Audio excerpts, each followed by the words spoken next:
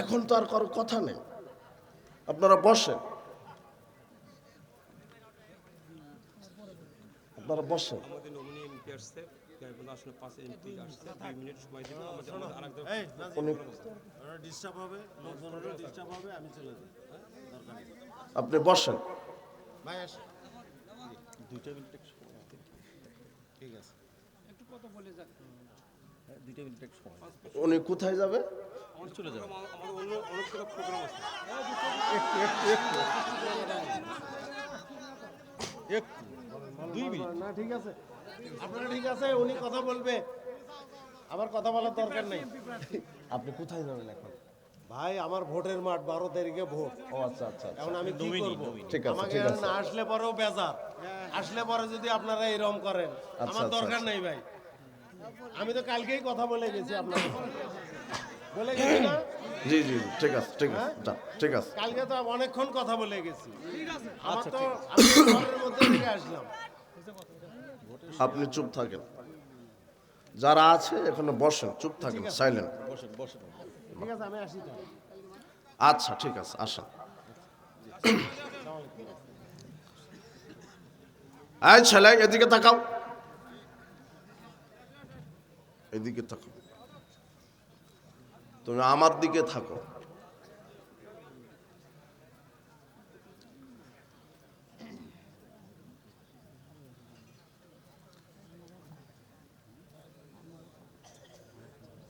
বলো তো কি বিষয়ে আলোচনা? মানহাজ। মানহাজ হচ্ছে চলার পথ। মানহাজটা চলার পথ, কিভাবে চলবেন। শরীয়ত দিয়েছে, মানহাজ দিয়েছে। শরীয়ত দিয়েছে, মানহাজ দিয়েছে। শরীয়ত কি? আল্লাহর পক্ষ থেকে আসা দিন, ইসলাম, ঈমান, আমল, আখলাক, এগুলো হচ্ছে শরীয়ত। আর এগুলি নিজের জীবনে বাস্তবায়ন করবেন কিভাবে, তার একটা মানদণ্ড দিয়েছেন, তার নাম হচ্ছে মানহাজ, মানে চলার পথ। কিভাবে ঈমান আনবেন, কিভাবে আমল করবেন, কিভাবে অর্থনীতি চালাবেন, কিভাবে সমাজনীতি চালাবেন, কিভাবে শিক্ষানীতি চালাবেন, কিভাবে রাজনীতি করতে হবে, আল্লাহ এই জন্য একটা মানহাজ দিয়েছে, যাতে করে তোমরা তোমাদের জীবন পরিচালনা করতে গিয়ে ভুল না করো। এখন আর একটা শব্দ হচ্ছে মানহাজুস সালাফ। সালাফদের মানহাজ। কাদের মানহাজ? সালাফ। সালাফকে, সালাফ শব্দের অর্থ কি? সালাফ হচ্ছে পূর্বসূরি, পূর্বপুরুষ। মুহাম্মদ সাল্লাল্লাহু আলাইহি সাল্লাম উম্মতে মুহাম্মাদের জন্য প্রথম সালাফ। মুহাম্মদ সাল্লাল্লাহু আলাইহি সাল্লাম তার মেয়ে ফাতেমাকে বলছেন, ফাত্তাকিল্লাহ ওয়াসবিরি, ফাতেমা আল্লাহকে ভয় করো, ধৈর্য ধারণ করো। ফাইন্নী নি'মাস সালাফ আনা লাক, আমি তোমার জন্য উত্তম সালাফ, অগ্রগণ্য, অগ্রগমনকারী।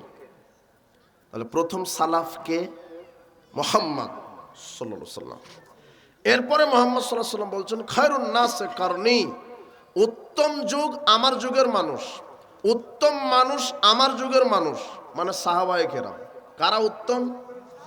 সাহাবায়ে কেরাম। সুম্মাল্লাযিনা ইয়ালুনাহুম, সুম্মাল্লাযিনা ইয়ালুনাহুম, এরপরে সাহাবীদের পরে যারা আসবে, তারপরে তারা আসবে, যারা আসবে। তার মানে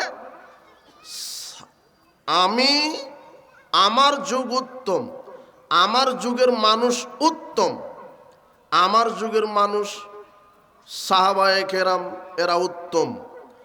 এরপরে যারা আসবে তারা, অর্থাৎ তাবিগণ, সাহাবীদের যারা ছাত্র। এরপরে যারা আসবে তাবে তাবিগণ, তাবিগণের যারা ছাত্র। এই চার শ্রেণী হলো উত্তম। মুহাম্মদ সাল্লাল্লাহু আলাইহি সাল্লাম সালাফ, সাহাবায়ে কেরাম সালাফ, তাবিগণ সালাফ, তাবে তাবিগণ সালাফ। এখন আমরা বলছি মানহাজুস সালাফ, মানে মানহাজটা চলার পথ হতে হবে কোনো পীর ওলিয়া উলিয়া গাউস কুতুব নেতার কোনো দলের নয়। মানহাজ হতে হবে একজন মানুষের, যার নাম মুহাম্মদ সাল্লাল্লাহু আলাইহি সাল্লাম। যদি মুহাম্মদ সাল্লাল্লাহু আলাইহি সাল্লামের মতো আপনার মানহাজ হয়, ঈমান হয়, আকীদা হয়, আমল হয়, কর্ম হয়, আখলাক হয়, অর্থনীতি, সমাজনীতি, রাজনীতি, সব কিছু হতে হবে একজন মানুষের মতো, যার নাম মুহাম্মদ সাল্লাল্লাহু আলাইহি সাল্লাম। আল্লাহ সুবহানাহু ওয়া তাআলা বলছেন, লাকাদ কানা লাকুম ফি রাসূলিল্লাহি উসওয়াতুন হাসানা, তোমাদের জন্য উত্তম আদর্শ রয়েছে তোমাদের রাসূল তার ভিতরে, অর্থাৎ মুহাম্মদ সাল্লাল্লাহু আলাইহি সাল্লামের মধ্যে, তার ভিতরে উত্তম আদর্শ। ঈমান আনবেন কিভাবে, আমল করবেন কিভাবে, আখলাক নিজের জীবনে বাস্তবায়ন করবেন কিভাবে, অর্থনীতি চালাবেন কিভাবে, সমাজনীতি চালাবেন কিভাবে, শিক্ষানীতি চালাবেন কিভাবে, রাজনীতি করবেন কিভাবে, একজন মানুষের আদর্শ ফলো করতে হবে। যুবক বলো তো, তার নাম কি? মুহাম্মদ সাল্লাল্লাহু আলাইহি সাল্লাম। যদি মুহাম্মদ সাল্লাল্লাহু আলাইহি সাল্লামের মতো না হয় তাহলে ওই ঈমান বাতিল। মুহাম্মদ সাল্লাল্লাহু আলাইহি সাল্লামের মতো তোমার ঈমান যদি না হয় ওই ঈমান বাতিল। মুহাম্মদ সাল্লাল্লাহু আলাইহি সাল্লামের মতো আমল যদি না হয় ওই আমল বাতিল। মুহাম্মদ সাল্লাল্লাহু আলাইহি সাল্লামের মতো আখলাক যদি তোমার না হয় ওই আখলাক চরিত্র স্বভাব বাতিল। মুহাম্মদ সাল্লাল্লাহু আলাইহি সাল্লামের মতো তোমার অর্থনীতি যদি না হয় ওই অর্থনীতি বাতিল। মুহাম্মদ সাল্লাল্লাহু আলাইহি সাল্লামের মতো শিক্ষানীতি যদি না হয় তোমার শিক্ষানীতি বাতিল। মুহাম্মদ সাল্লাল্লাহু আলাইহি সাল্লামের মতো যদি রাজনীতি না হয় তোমার রাজনীতি বাতিল। মুহাম্মদ সাল্লাল্লাহু আলাইহি সাল্লামকে বাদ দিয়ে মানুষ পৃথিবীর কোনো অন্য কোনো নেতা, অন্য কোনো ইজাম, অন্য কোনো মতবাদের গোলামি করতে পারে না। একজন মানুষের আদর্শ মানতে হবে সার্বিক জীবনে, তার নাম হচ্ছে মুহাম্মদ সাল্লাল্লাহু আলাইহি সাল্লাম। মুহাম্মদ সাল্লাল্লাহু আলাইহি সাল্লামের মতো হতে হবে। আল্লাহর নবী বলছেন, লাইসা মিন্না মান তাশাব্বাহা বিগাইরিনা, যে ব্যক্তি আমি মুহাম্মদ সাল্লাল্লাহু আলাইহি সাল্লামের আদর্শকে বাদ দিয়ে অন্য কোনো বিজাতিদের আদর্শ মেনে চলবে সে আমার উম্মত নয়। এই কথা কে বলছেন? মুহাম্মদ সাল্লাল্লাহু আলাইহি সাল্লাম। আজকে অফিস আদালত, রাস্তাঘাট, কোর্ট কাচারি, সব জায়গাতে মুসলমানের কোনো আদর্শই নাই, সব নাকি ইহুদি খ্রিস্টানের নীতিতে চলছে, সব ইহুদি খ্রিস্টানের নীতিতে। এই জন্য মানহাজটা গুরুত্বপূর্ণ। যদি কেউ মানহাজটা বুঝতে পারে তাহলে সে কোরআন হাদিস বুঝতে পারবে, ঈমান তার ঠিক হবে, আমল তার ঠিক হবে। এদেশের মানুষ শিরক এবং বিদাতকেই মনে করছে সঠিক ইসলাম, শিরক এবং বিদাতকেই মনে করছে সঠিক ইসলাম। যারা কবর পূজা করে, মাজার পূজা করে, খানকা পূজা করে, পীর পূজা করে, উসিলা পূজায় যারা বিশ্বাসী বলছে যে এটাই ইসলাম। আবার যারা ধর্মকে নিজেদের মতো করে বুঝেছে, বাপ দাদার দোহাই দিয়ে বোঝানোর চেষ্টা করে, বলছে বাপ দাদা থেকে আমল করে আসছি, বড় হুজুর করে আসছে, এরপরে অমুক হুজুর করে, বড় দলেরা করে, অধিকাংশ মানুষই করে। জি না, মুরব্বী আপনার বুঝতে ভুল হয়েছে। বাপ দাদা দলিল নয়, বড় হুজুর দলিল নয়, সংখ্যা গরিষ্ঠতা দলিল নয়, বড় হুজুর দলিল নয়। বড় হুজুর কেন? মুহাম্মদ সাল্লাল্লাহু আলাইহি সাল্লাম বলছেন, লাউ বাদালাকুম মূসা, আজকে যদি মূসা আলাইহিস সালাম আসে, ফাত্তাবাতুমুহু, আর যদি তোমরা মূসার শরীয়ত মেনে চলো, ওয়া তারাকতুমুনি, আর আমি মুহাম্মদ সাল্লাল্লাহু আলাইহি সাল্লামকে যদি প্রত্যাখ্যান করো, লা দালালতুম আন সাওয়াইস সাবিল, তাহলে তোমরা পথভ্রষ্ট হবে। হে আমার জাতি, আপনাকে কি দিয়ে বোঝায়? মুহাম্মদ সাল্লাল্লাহু আলাইহি সাল্লাম কার নাম? মুহাম্মদ সাল্লাল্লাহু আলাইহি সাল্লাম কে? মুহাম্মদ সাল্লাল্লাহু আলাইহি সাল্লামের শরীয়ত, মুহাম্মদ সাল্লাল্লাহু আলাইহি সাল্লামের সুন্নাত থাকা পর্যন্ত যেখানে অন্য কোনো নবীর তরিকা চলে না সেখানে পীর ফকির আর মাঝহাব কাকে বলে? মাঝহাব কি জিনিস, পীর ফকির কি জিনিস, অলিয়া উলিয়া কি জিনিস, বড় হুজুর কি জিনিস, সংখ্যাগরিষ্ঠতা কি জিনিস, বাপ দাদা কি জিনিস। সারা পৃথিবীর সব মানুষ যদি এক আমল করে আর ওটা যদি মুহাম্মদ সাল্লাল্লাহু আলাইহি সাল্লামের না হয়, সারা পৃথিবীর সব মানুষের আমল বাতিল হবে কিয়ামতের মাঠে। এই জন্যই মানহাজ বুঝতে হবে। মানহাজ মানে চলার পথ। এক খেয়ালে দেখেন, মানহাজুস সালাফ, সালাফদের মানহাজ, অর্থাৎ মুহাম্মদ সাল্লাল্লাহু আলাইহি সাল্লাম সাহাবীদের মানহাজ। আপনার জীবনের সব কিছু নিয়ন্ত্রণ করবে মানহাজ, ঈমান। আপনি ঈমান এনেছেন, ঈমানের রুকুন কয়টি? 6টি। ঈমানের স্তম্ভ কয়টি? 6টি। আমানতু বিল্লাহ, আল্লাহর প্রতি ঈমান। আমানতু বিল্লাহি ওয়া মালাইকাতিহি ওয়া কুতুবিহি ওয়া রাসূলিহি ওয়াল ইয়াউমিল আখির ওয়াল কদরি খাইরি ওয়া শাররিহি মিনাল্লাহি তাআলা। কয়টা হলো? 6টা। আল্লাহর প্রতি ঈমান, ফেরেশতাকুলের প্রতি ঈমান, নবীদের প্রতি ঈমান, কিতাব সমূহের প্রতি ঈমান, পরকালের প্রতি ঈমান, তাকদীরের প্রতি ঈমান। কয়টা হলো? এই ঈমানটা নিয়ন্ত্রণ করবে আপনার মানহাজ। প্রথমটা দেখেন, মানহাজ চলার পথ। আর এই চলার পথ কোনো পীরের নয়, কোনো আলেমের নয়, কোনো দলের নয়, কোনো মাযহাবের নয়, কোনো নেতার নয়, কোনো বাপ দাদার নয়, কোনো সংখ্যাগরিষ্ঠতার নয়। একজন মানুষের মতো ঈমান হওয়া লাগবে, যার নাম মুহাম্মদ সাল্লাল্লাহু আলাইহি ওয়াসাল্লাম। আল্লাহ এই কথা বলে দিয়েছেন। কার মতো ঈমান হওয়া লাগবে? মুহাম্মদ সাল্লাল্লাহু আলাইহি ওয়াসাল্লামের মতো ঈমান। ঈমানের রুকুন, এই ব্যক্তিটাও বলছে আমানতু বিল্লাহ, এই ব্যক্তিটাও বলছে আমানতু বিল্লাহ, মানে আল্লাহর প্রতি কি আনলাম? ঈমান আনলাম। দুজনই ব্যক্তি, দুজনে ঈমানের রুকুন বলতে গিয়ে বলছে আমানতু বিল্লাহ, আল্লাহর প্রতি ঈমান আনলাম। তো আল্লাহর প্রতি ঈমান আনলাম, আল্লাহর প্রতি বিশ্বাস করলাম, আল্লাহকে আমি স্বীকৃতি দিলাম। দুজনেই বলছে আমি আল্লাহকে স্বীকৃতি দিলাম। কিন্তু দেখেন তো, দুজনার স্বীকৃতি ঈমান ঠিক আছে, কিন্তু মানহাজটা ঠিক হচ্ছে না, চলার পথটা তার ঠিক হয়নি। এ বলছে আমানতু বিল্লাহ, কিন্তু এর আল্লাহর প্রতি বিশ্বাস মানে আল্লাহ সর্বত্র বিরাজমান। আর এও বলছে আমানতু বিল্লাহ, কিন্তু এর আল্লাহর প্রতি বিশ্বাস আল্লাহ সর্বত্র নন, আল্লাহ আরশে সমুন্নত। দুজনে আমানতু বিল্লাহ, বুঝনি মনে হয় তুমি? দুজনারই ঈমান, দুজনই ঈমান এনেছে কার উপরে? আল্লাহর উপরে। এও বলছে আমানতু বিল্লাহ, আমি আল্লাহকে বিশ্বাস করি, কিন্তু এর বিশ্বাস আল্লাহ সর্বত্র বিরাজমান। আর এর বিশ্বাস আল্লাহ সর্বত্র নন, আল্লাহ কোথায়? আরশে। এর আমানতু বিল্লাহতে আছে আল্লাহ নিরাকার, আর এর আমানতু বিল্লাহতে আছে আল্লাহর আকার। কথা বুঝুনি মনে হয়? দুজনেই বলেছে আমানতু বিল্লাহ। এখন ঈমান ঠিক আছে, এখন মানহাজে যেতে হবে। আর সেটা কার মানহাজ? মুহাম্মদ সাল্লাল্লাহু আলাইহি ওয়াসাল্লামের মানহাজ। এবার দেখি এই কথা আল্লাহ বলছেন সূরা বাকারা 137 আয়াত। আল্লাহ কি বলছেন?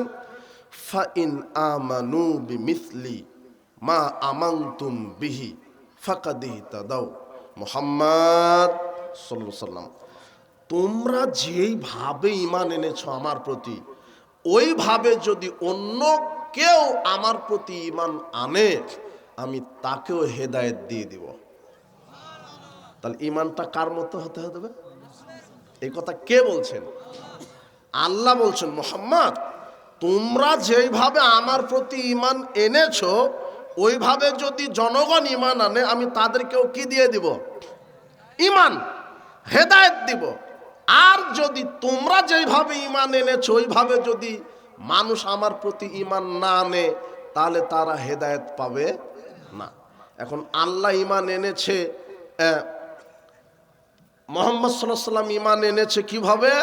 মুহাম্মদ সাল্লাল্লাহু আলাইহি ওয়াসাল্লামের উপরে আল্লাহ আয়াত নাজিল করে বলছেন আর রহমান আলাল আরশে ইস্তাওয়া। মুহাম্মদ সাল্লাল্লাহু আলাইহি ওয়াসাল্লামের ঈমান হচ্ছে আল্লাহ আরশে সমুন্নত। কোথায়? আরশে। এখন যদি মুহাম্মদ সাল্লাল্লাহু আলাইহি ওয়াসাল্লামের মতো আপনার ঈমান হয় যে না, আল্লাহ সর্বত্র নন, আল্লাহ কোথায় রয়েছেন? আরশে, তাহলে ঈমানটা কার মতো হলো? মুহাম্মদ সাল্লাল্লাহু আলাইহি ওয়াসাল্লাম। তখন আপনি হেদায়েত পেলেন, ঠিক আছে আপনার ঈমান। আর যদি বলেন যে না, আল্লাহ আরশে সমুন্নত নন, আল্লাহ কোথায় আছে? সব জায়গাতে, তাহলে এই ঈমানটা কার মতো হলো না? তখন আপনি কি হয়ে গেলেন? আপনি বেঈমান হয়ে গেলেন, কাফের, মুশরিক। যদি কেউ বিশ্বাস করে যে আল্লাহ সর্বত্র বিরাজমান, ও হলো কাফের। বুঝেননি মনে হয় কথা? আল্লাহ কোথায় সমুন্নত? আরশে। এটা সাহাবীদেরও মানহাজ, সাহাবীদেরও ঈমান। দেখেন সহিহ মুসলিমের 537 নম্বর হাদিস। মুআবিয়া বিন হাকাম আস-সুলামি রাদিয়াল্লাহু আনহু বলছেন, আল্লাহর নবী জারিয়াতুন, আমার একটা দাসী ছিল, তারা গানামান লিকিবাল ইহুদি ওয়াল জাওয়ানিয়া, আমার একটা দাসী ছিল, ছোট মেয়ে বাচ্চা, মেয়ে, ছোট্ট একটা মেয়ে, 8-10 বছর 12 বছরের মেয়ে বাচ্চা, আমার দাসী আমার ছাগল চড়াতো। তো একদিন আমার দাসী আমার ছাগল নিয়ে চলে গেছে উহুদ এবং জাওয়ানিয়া উপত্যকার মাঝে। ইত্তালাতু যাতা ইয়াউমিন, তো আমি একদিন চিন্তা করলাম, দেখি তো আমার দাসী কি ছাগল ঠিক মতো চড়ায় না ফাঁকি দেয়, আমি একটা তদারকি করি। এটা মালিক বলছে, মুআবিয়া বিন হাকাম আস-সুলামি, তিনি বলছেন, আমি দেখলাম ফাইদা যিবু কাদ যাহাবু বিশাতিম মিন গানামিহা। তো যেই দিনই আমি একটু তদারকি করব বলে দেখছি, যে দেখে আমার দাসী ফাঁকি দিচ্ছে না ছাগল চড়াচ্ছে, সেই দিনই দেখে একটা নেকড়ে বাঘ একটা ছাগলকে ধরে নিয়ে চলে গেল। আনা রাজুলুম মিন বানি আদম, আমি আদমের সন্তান, আসাফু কামাই আসাফুনা, আমি রাগান্বিত হয়ে গেলাম যেভাবে আদমের সন্তানের রাগান্বিত হয়। সাকাক্তু সাক্কাতান, রাগে আমার দাসীকে একটা চড় মেরে বলল, ভালো করে ছাগল চড়াতে পারো না। নেকড়ে বাঘ আমার একটা ছাগলকে নিয়ে গেল, একটা চড় মারলাম। যালিকা আজ্জামা আলাইয়া, চড় মারার পরে আমার উপরে এটা বড় আকার ধারণ করলো। আহা, ছোট্ট একটা দাসী মেয়ে বাচ্চাকে আমি একটা চড় মারলাম, এটা মনে হয় বড় পাপ হলো। আমি রসুলের কাছে এসে বললাম, আফালাউতি কোহা, আল্লাহ নবী, আমার একটা দাসী এই ঘটনা, আমি তাকে চড় মেরেছি, আমি কি তাকে মুক্ত করে দিলে পাপ ক্ষমা হবে? আল্লাহর নবী বললেন, না, আগে তুমি তোমার দাসীকে আমার কাছে নিয়ে আসো, তুমি তাকে নিয়ে আসো। ফাতাইতু বিহা, আমি আমার দাসীকে রসুলের কাছে নিয়ে গেলাম।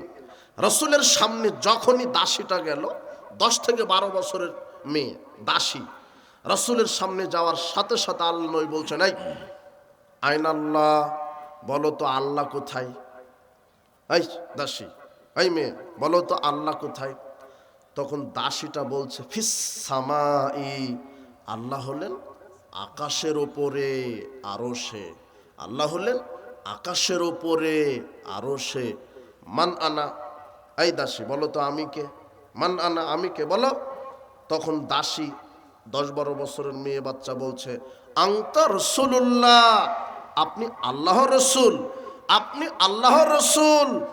তখন আল্লাহ নবী বলছেন, আরে ফাইন্না মুমিনা উতিকাহা, এই মুআবিয়া বিন হাকাম আস-সুলামি, এ তো মুমিনা নারী, এর আকীদা ঠিক আছে, মানহাজ ঠিক আছে, এর আকীদা বিশ্বাস ঠিক আছে। এ বলেনি আল্লাহ সর্বত্র বিরাজমান, বলেছে কোথায়? আরশে, আকাশে। আরে বলেছে আমি তার রসুল, আমি আল্লাহ রসুল, কাজেকে মুক্ত করে দাও। জনাব, ছাগলের রাখালের আকীদা আল্লাহ আছেন আকাশে, আর আপনি 36 বছর মুসলিম পড়িয়ে বলছেন যে আল্লাহ নাকি সব জায়গাতে। কথা বুঝেননি মনে হয়?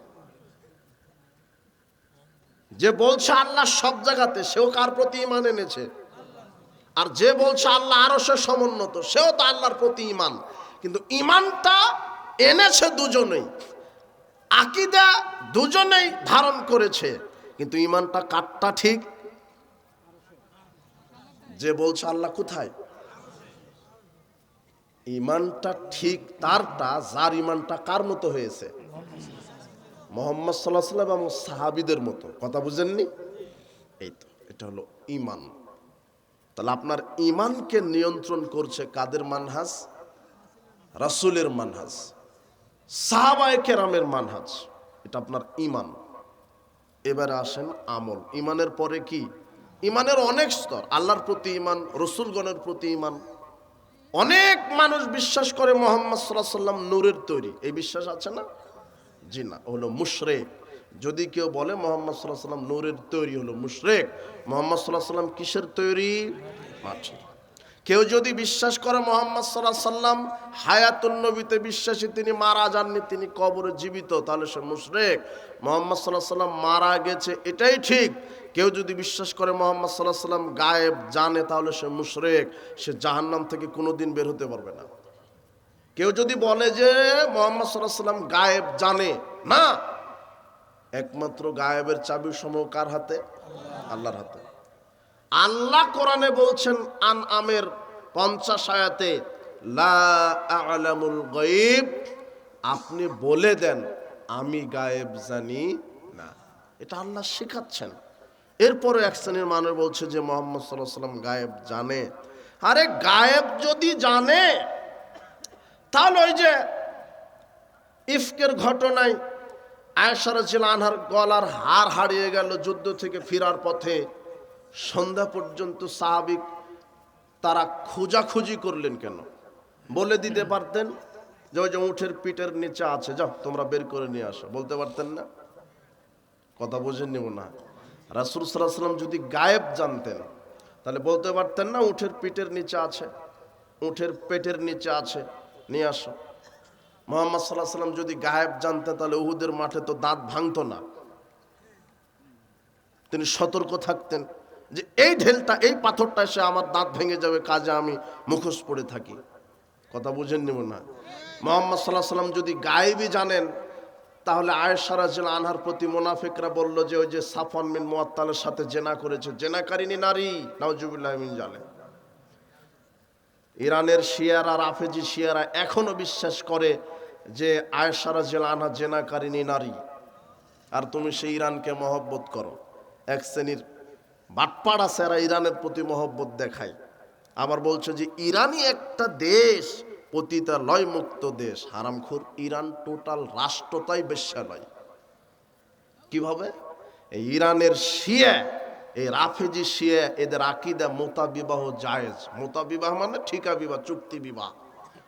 দুদিনের জন্য ঢাকাতে গেছেন, একটা নারীকে বিবাহ করে 2 দিন ভোগ করে আবার তালাক দিয়ে চলে আসবেন। 1 সপ্তাহের জন্য চট্টগ্রাম গেছেন, ওখানে 1 সপ্তাহ বিবাহ করে ওকে তালাক দিয়ে চলে আসবেন। এটা হলো মুতআ বিবাহ। মুহাম্মদ সাল্লাল্লাহু আলাইহি ওয়াসাল্লাম বিদায় হজের ভাষণ এটা হারাম করেছেন, কিন্তু শিয়ারা এটা এখনো জায়েজ রেখেছে। তো যেই দেশে মুতআ বিবাহ জায়েজ, সেখানে কি আলাদাভাবে টাকা খরচ করে পতিতালয় তৈরি করার দরকার আছে? কথা বুঝনি মনে হয় তুমি। তাহলে টোটালি কি রাষ্ট্র? এই শিয়াদের আকীদা যে নবী হওয়ার যোগ্যতা মুহাম্মদ সাল্লাল্লাহু আলাইহি ওয়াসাল্লামের ছিল না, আলীর ছিল। আল্লাহ জিবরিলকে বলছেন সূরা আলাকের 5টা আয়াত আলীর ওপরে নাজিল করো। জিবরাইল চিনতে পারেনি কে আলী কে মোহাম্মদ, তাই ভুল করে মুহাম্মদ সাল্লাল্লাহু আলাইহি ওয়াসাল্লামের উপরে আয়াত নাজিল করেছে, তাই ভুলে মোহাম্মদ নবী হয়ে গেছে। এটা হলো ইরানের রাফেজি শিয়াদের আকীদা, বুঝনি মনে হয় তুমি। তো ওদিকে যাচ্ছি না কথা। এই আয়েশা রাদিয়াল্লাহু আনহাকে জেনাকারিনী নারী বলে অপবাদ দিল মুনাফিকরা। মুহাম্মদ সাল্লাল্লাহু আলাইহি ওয়াসাল্লাম যদি গায়েব জানতেন তাহলে জাতিকে বলে দিতেন যে না, সে জেনা করেনি, আমি জানি গায়েব।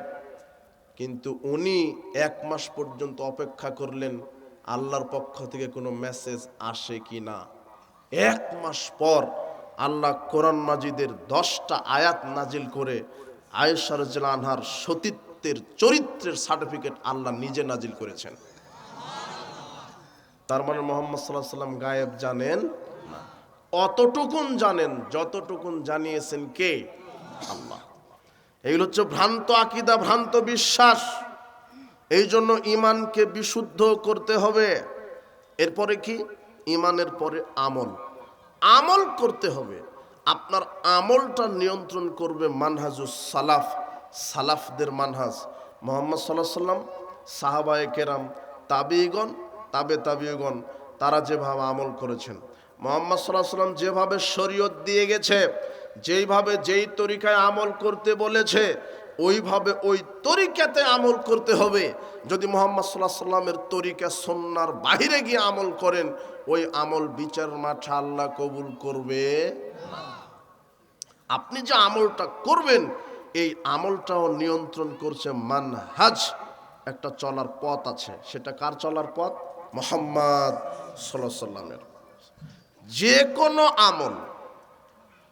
যে কোনো আমল করার পূর্বে 5টা জিনিস দেখতে হবে। কয়টা? 5টা। এই 5টা ফর্মুলা মনে রাখবেন, তাহলে আপনার আমল ভ্রান্ত হওয়ার সুযোগই নেই। যদি কয়টা জিনিস লক্ষ্য করে আমল করেন? 5টা। আপনার আমল ভ্রান্ত হবে না, আপনার আমলটা বিদাতি আমল হবে না, আপনার আমলটা নষ্ট হবে না যদি কয়টা জিনিস খেয়াল করেন? 5টা। এই 5টা ফর্মুলা আমল করতে হবে মুহাম্মদ সাল্লাল্লাহু আলাইহি সাল্লামের পদ্ধতিতে। তার একটা আমল করবেন, তার প্রথমেই দেখবেন স্থান, জায়গা। কি বললাম? জায়গা, স্থান 1। 2 সময়, 2 নম্বর কি? সময়। 3 পরিমাণ, 3 নম্বর কি? পরিমাণ। 4 কারণ, 4 নম্বর কি? কারণ। 5 পদ্ধতি। বলেন তো কি? পদ্ধতি। যে কোনো আমল করেন, ওই আমলটা করার পূর্বে কয়টা জিনিস দেখবেন? 5টা। তাহলে 1 নম্বর দেখেন তো স্থান, জায়গা। তো কোন আমলে জায়গা দেখতে হবে? একটা আছে হজ। কি আছে? হজ। তাহলে হজ করার জন্য একটা নির্দিষ্ট কি লাগে? জায়গা। বাইতুল মুকাররমে গেলেন, 60টা স্তবক দিলেন, তাহলেই হজ হয়ে গেল, তাই না? কি বলছেন? না বলছেন কেন? টঙ্গিতে গেলে হজ হয়, জানেন না? আপনারা জানেন না? এদেশের হুজুরেরা জানে। এরা বলছে যে টঙ্গিতে যদি কেউ যায় তাহলে কি হয়? 3 বার কেউ যদি যেতে পারে তাহলে কি হবে? হজ। টঙ্গিতে গেলে হজ। হুজুর শরীয়তের ডিলারশিপ হাতে নিয়েছে। তোমার এই হুজুর কি হুজুর? ও বলছে টঙ্গিতে গেলে হজ হয়। ওই হুজুরকে বলো তুমি, টঙ্গিতে নয় মাওলানা সাহেব, টঙ্গিতে নয়, কাবা ঘরে গেলেও হজ হবে না।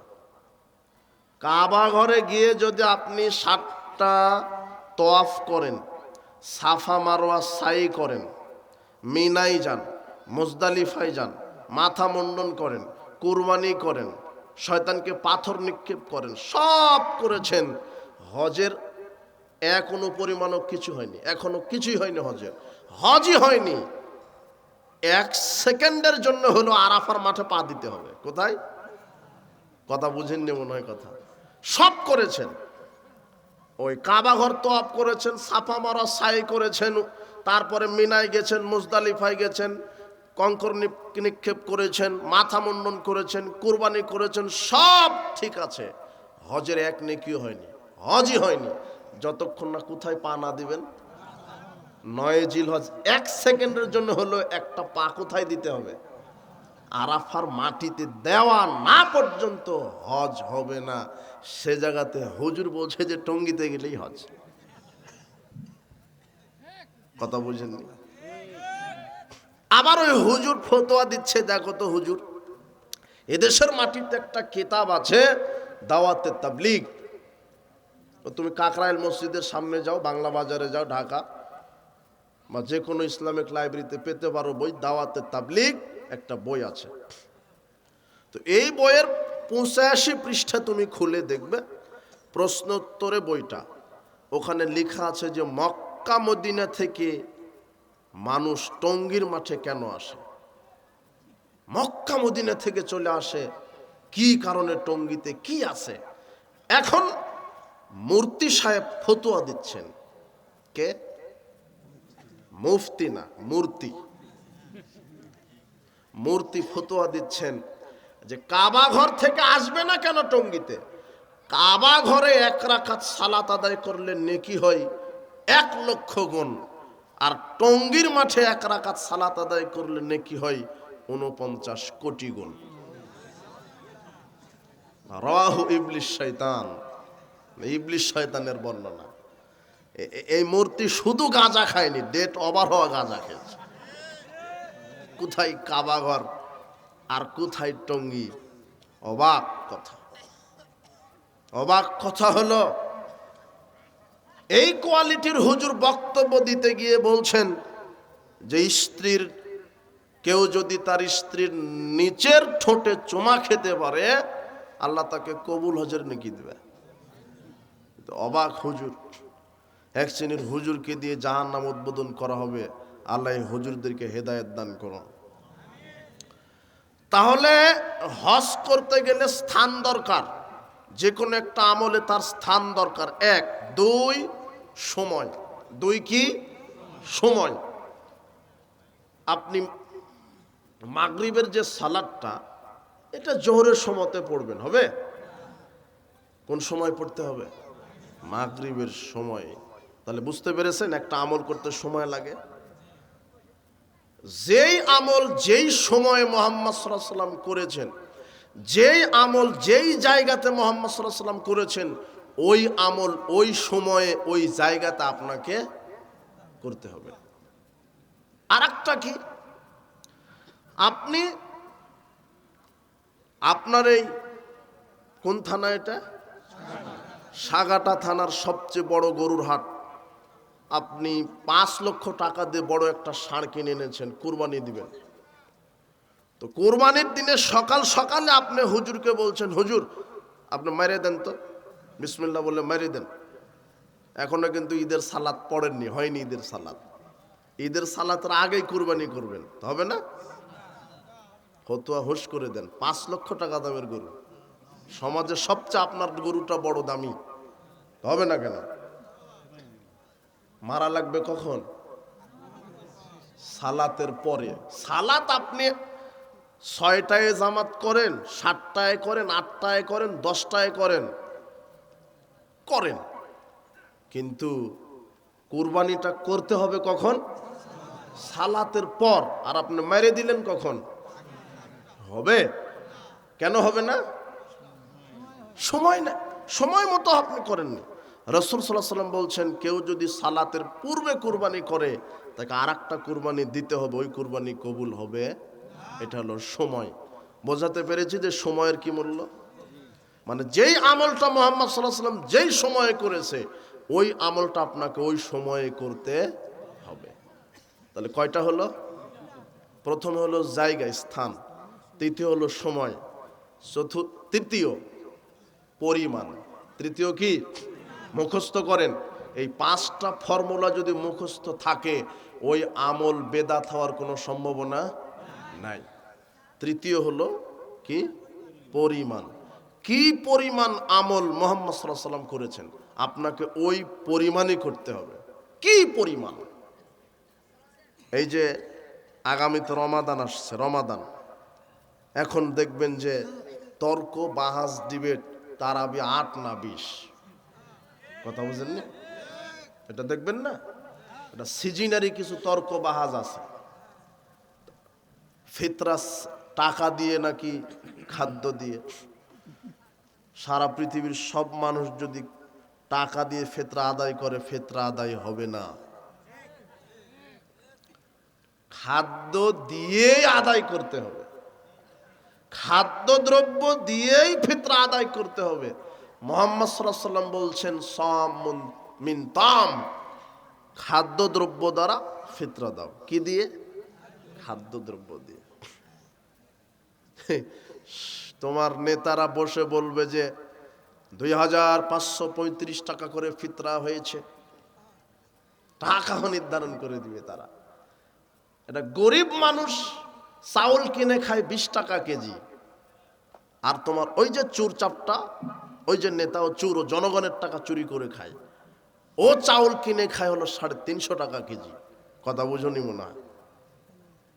হ্যাঁ, তাহলে সবাইকেই যদি আপনি 2000 করে মেরে দেন, তাহলে জুলুম হয়ে গেল না? কথা বুঝেছেন? খাদ্য যেই মানের খাদ্য দেয়, যেই মানের খাদ্য খায়, ওই মানের খাদ্য দিয়ে সে কি আদায় করবে? ফিতরা। রমাদানে তারাবি 8 পড়বেন না 20 পড়বেন? রমাদানে মুহাম্মদ সাল্লাল্লাহু আলাইহি সাল্লাম কত রাকাত পড়েছে এটা দেখবেন না আপনি? শোনেন, রমাদান না, তিনি রমাদান এবং রমাদানের বাহিরে সর্বোচ্চ রাত্রের সালাত 13 রাকাত পড়েছেন। কত রাকাত? 13 রাকাত। 12 রাকাত তাহাজ্জুদ পড়লে 1 রাকাত বিতর পড়েছেন। 8 রাকাত তাহাজ্জুদ পড়লে 5 রাকাত বিতর পড়েছেন। 10 রাকাত তাহাজ্জুদ পড়লে 3 রাকাত বিতর পড়েছেন। সর্বোচ্চ কত রাকাত? 13 রাকাত। আপনি কত রাকাত পড়ছেন? 20 রাকাত, শুধু 20। হুজুর ফতোয়া দিচ্ছে যে সালাতুল লাইলে মাসনা মাসনা, রাত্রের সালাত 2 করে, রাত্রের সালাত 2 করে, কাজেই শুধু 20 না, আপনি 40, 50, 80 যত মারতে পারেন। হাদিস আসছে রাত্রে সালাত কয় করে? 2 করে। তাহলে এখন আর 20 নাই, নফল এটা যত আপনি পড়তে পারেন।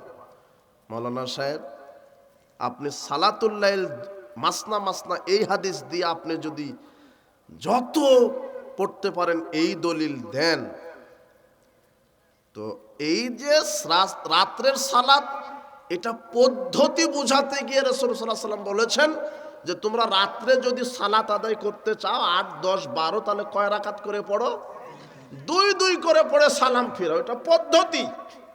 কিন্তু আপনি এই হাদিসটা নিয়ে এসে বলছেন সারা রাত পড়লেও কোনো সমস্যা, তাহলে ওই হাদিসের কি হবে?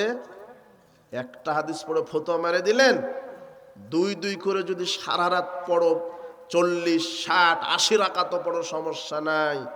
তাহলে ওই যে 3 জন লোকের মধ্যে একজন বলছে যে আমি সারা রাত সালাত আদায় করব, কি করবে না? এই হাদিস জানেন না? 3 জন লোক কার কাছে আসছিল? রাসূলের স্ত্রীগণের কাছে। যা সালাসাতু রাহাতিন ইলা বুয়ুতি আজওয়াজিন নবী সাল্লাল্লাহু আলাইহি ওয়াসাল্লাম, 3 জন ব্যক্তি রাসূল সাল্লাল্লাহু আলাইহি ওয়াসাল্লামের স্ত্রীগণের নিকটে এসে বলছেন যে রাসূলের ইবাদতের পদ্ধতি ধরন কেমন ছিল বলেন, আমরা করব। ফালাম মাউখবিরু, যখন তাদেরকে বলা হলো যে রাসূল সাল্লাল্লাহু আলাইহি ওয়াসাল্লাম এইভাবে ইবাদত করতেন, রাতে এত, দিনে এত, এইভাবে, কান্নাহুম তাকাল্লুহা, তখন 3 জনে বলছে না, ওরা রাসূল সাল্লাল্লাহু আলাইহি ওয়াসাল্লামের ইবাদতকে কম মনে করলো। কি মনে করলো? কম। ওয়াইনা নাহনু মিনান নবী সাল্লাল্লাহু আলাইহি ওয়াসাল্লাম, তিনি কোথায় আর আমরা কোথায়? কাদ গুফরা লাহুম মা তাকাদ্দামা মিন যামবিহিম মা তাআখারা, তার পূর্বের পরের সব পাপ কি মাপ, কাজেই তার কম করলে চলে। আমরা গুনাহগার মানুষ, আমাদের বেশি করতে হবে। তাই একজন বলছে যে আমি সারা রাত সালাত আদায় করব, কি করবে না? ঘুমাবে না। আর একজন বলছে আনা সমুদ্রফতের, আমি সারা বছর সারা মাস সিয়াম পালন করব, সিয়াম ভাঙবো না। আর একজন বলছে যে আমি আনা তাজিলুন নিসা ফালা তাযাওয়াজু আবাদা, আমি নারীর সংস্পর্শে যাব না, কোনোদিন বিবাহ করব না। বিবাহ করলে ব্যবসা করতে হবে, অর্থ ইনকাম করতে হবে, ছেলে মেয়ে হবে, ঝামেলা, ইবাদতে ঘাটতি হবে, এই ভয়ে সে কি করবে না? বিবাহই করবে না। আল্লাহর নবী তাদের এই 3 জনের কথায় নিজ কানে শুনতে পেয়ে এসে বলছেন, এই আনতুমুল্লাযিনা কুলতুম কাযা কাযা, তোমরাই কি সেই 3 জন না? এই মন্তব্য করলে সারা রাত কে জানি সালাত মেরে দিবে, তো তুমি নাকি? হ্যাঁ, তুমি যে সারা বছর সিয়াম রাখবে তুমি, আর তুমি যে বিবাহ করবে না তুমি? হ্যাঁ। তখন আল্লাহ নবী বলছেন, শোনো, ওয়াল্লাহি, আল্লাহর কসম, লাখশাকুম লিল্লাহি আতকাকুম লাহু, আকাশের নিচে জমিনের উপরে আমি মুহাম্মদ সাল্লাল্লাহু আলাইহি ওয়াসাল্লামের চাইতে পরহেজগার আল্লাহ ভীরু মানুষ দ্বিতীয় নাই। আকাশের নিচে জমিনের উপরে সবচেয়ে আল্লাহ ভীরু, সবচেয়ে পরহেজগার মানুষ আমি মুহাম্মদ সাল্লাল্লাহু আলাইহি ওয়াসাল্লাম। লাকিন আসমা উফতির, এরপর আমি মুহাম্মদ সাল্লাল্লাহু আলাইহি ওয়াসাল্লাম সপ্তাহে 2 দিন 3 দিন সিয়াম রাখি আর রাখি না, মাসে 3 দিন 5 দিন 7 দিন সিয়াম রাখি আর রাখি না, শুধু রমাদানে একটানা সিয়াম রাখি, এছাড়া প্রতিদিন সিয়াম রাখি না। আর তুমি কত বড় পরহেজগার হয়েছো যে সারা বছর সিয়াম রাখবে? উসাল্লি আর কুদু, আমি মুহাম্মদ সাল্লাল্লাহু আলাইহি ওয়াসাল্লাম রাতে সালাত আদায় করি আবার ঘুমিয়ে যাই, আমি রাত্রে সালাত আদায় করি আবার ঘুমিয়ে যাই। তুমি কত বড় পরহেজগার যে সারা রাত সালাত আদায় করবে? আনা তাজলুন নিসা, আমার একটা দুটা নয় 9টা স্ত্রী আছে, একটা দুটা নয় 9টা স্ত্রী, আমার স্ত্রী আছে। ফামান রাগিবাং সুন্নতি, যা আমার সুন্নাহ থেকে মুখ ফিরিয়ে নিবে, আমার নীতি পদ্ধতি অনুযায়ী যে আমল করবে না, ফালাইসা মিন্নি, সে আমার উম্মত থাকার যোগ্যতা রাখে না। তার মানে সারা রাত সালাত মেরে দিলে কার উম্মত থাকবেন না? বোঝনি মনে হয় তুমি? অতটুকুনি সালাত রাত্রে যতটুকুন কে পড়েছে? মুহাম্মদ সাল্লাল্লাহু আলাইহি ওয়াসাল্লাম। তো সালাতুল লাইল মাসনা মাসনা দলিল দিয়ে সারা রাত পড়লে কার উম্মত থাকতে পারবেন না? মুহাম্মদ সাল্লাল্লাহু আলাইহি সাল্লামের সালাতুল লাইল মাসনা মাসনা, রাত্রে সালাত দুই দুই করে পড়েন।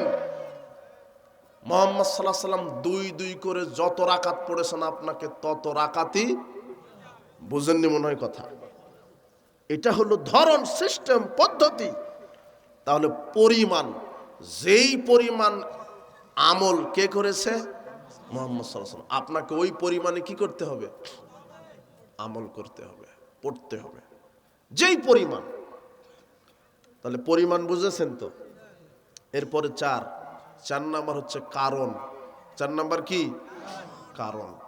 আপনি একটা আমল করবেন, খুব ফতোয়াবাজি মেরে দিলেন যে জনগণ করছে, এটা বড় হুজুর করে, বাপ দাদা থেকে করে আসছি, তো অপরাধ কি? নিষেধের দলিল কোথায়? বড় হুজুর বড় আলেমেরা করে, 90,000 কিতাব পড়া আলেম করে, অমুক বক্তা করে, অমুক দল সংগঠন করে, তোমরা নতুন ফিতনাবাজ মৌলবী হয়েছ। জি না, আপনি যে আমলটা করছেন সেটা মুহাম্মদ সাল্লাল্লাহু আলাইহি ওয়াসাল্লাম কোন কারণে করেছেন, আপনাকে সেই কারণে করতে হবে। কিভাবে? আপনি জুমার দিনে মসজিদে 2 আজান চালু রেখেছেন, আমি নিষেধ করতে আসিনি যে 2 আজান দিন না, 2 আজান দেন। জুমাবারে মসজিদে 2 আজান দিবেন কেন? আমি যদি জিজ্ঞাসা করি 2 আজান চালু রেখেছেন কেন, তখন আপনি আমাকে বলবেন কেন 2 আজান দেওয়া বিদআত? কেন 2 আজান তো উসমান রাদিয়াল্লাহু আনহুর সুন্নাত। আল্লাহর নবী নিজেই বলেছেন, আলাইকুম বিসুন্নতি ওয়া সুন্নাতিল খুলাফা রাশিদিন আল মাহদিয়িন। আমার সুন্নাত মানো আর 4 খলিফার সুন্নাত মানো। 4 খলিফাকে? আবু বকর, ওমর, উসমান, আলী রাদিয়াল্লাহু তাআলা আনহুম। এই 4 খলিফার সুন্নাত কে মানতে বলেছেন? মুহাম্মদ সাল্লাল্লাহু আলাইহি ওয়াসাল্লাম। এখন জুমার দিনে 2 আজান দেওয়া তাহলে কার সুন্নাত?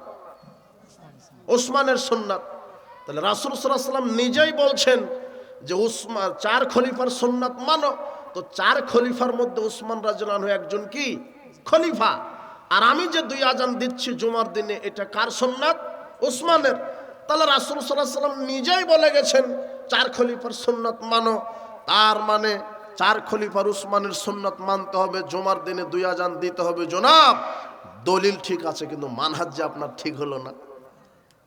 মানহাজ মানে পদ্ধতি, চলার পথ। উসমান রাদিয়াল্লাহু আনহু যেই কারণে 2 আজান দিয়েছেন, আপনার ওই কারণই থাকতে হবে। আর আরেকটা, যেই জায়গাতে দিয়েছেন আপনার ওই জায়গায় হতে হবে। কি কারণ? মাইক ছিল না। কি কারণ? ঘড়ি ছিল না। কি কারণ? ওই যে জাওরা নামক বাজারে ক্রয় বিক্রয়, ক্রেতা বিক্রেতা খুবই ব্যস্ত, এদিকে যে জুমার ওয়াক্ত হয়ে গেছে তাদের স্মরণে নাই। তাই উসমান রাদিয়াল্লাহু আনহু নিজের ইস্তেহাদে বললেন, জাওরা নামক বাজারে গিয়ে একটা আজান দিয়ে আসো, যাতে করে তারা বুঝতে পারে এখন কিসের সময় হয়ে গেছে? নামাজের, সালাতের সময় হয়ে গেছে। কেবলমাত্র, শুধুমাত্র গোটা মদিনার মধ্যে একটা মসজিদের জন্যই ওসমান রাদিয়াল্লাহু আনহু নিজে রাষ্ট্রীয়ভাবে ইস্তেহাদ করে ওই শুধু জাওরা নামক বাজারে একটা আজান চালু করেছিল। কেন? ওই সময়তে লোকেরা ব্যস্ত ছিল, যাতে লোকেরা বুঝতে পারে যে এখন এখানে একটা আজান হলো, এখন জামাতের সময় হয়ে গেছে। এখন মাইক আছে না? ঘড়ি আছে না? আছে। তাহলে কারণ বাতিল। আচ্ছা, কারণ থাক, মাইক নাই, ঘড়ি নাই, আপনার হতে পারে। এমনও মসজিদ থাকতে পারে বাংলাদেশে মাইকও নাই, ঘড়িও নেই, থাকতে পারে। তো তাহলে 2 আজান দিতে হবে, হবে না? তাহলে 2 আজান, প্রথম আজান ওসমান রাদিয়াল্লাহু আনহু কোথায় দিয়েছেন? জাওরা নামক বাজারে। আর আপনি মেরে দিলেন কোথায়? ওটা উসমানের আজান হলো? আপনি যে উসমানের দলিল দিলেন, আপনি উসমান রাদিয়াল্লাহু আনহু তিনিও মসজিদে 2 আজান দেননি। প্রথম আজান কোথায় দিয়েছে? আপনাকে দিতে হবে কোথায়? বাজারে দেন, অথবা মাঠে লোকজন আছে, শত শত লোক মাঠে কৃষি কাজ করছে, সমাজের সর্দার বলে দিবে যে যাও ওখানে গিয়ে একটা আজান দিয়ে আসো, যেহেতু মাইক নাই ঘড়ি নাই। কথা বুঝেননি মনে হয়। এটা একটা কারণ। আপনি মাঠে আজান দেন অথবা বাজারে, কিন্তু আপনি মেরে দিলেন দুটো হলো কারণ।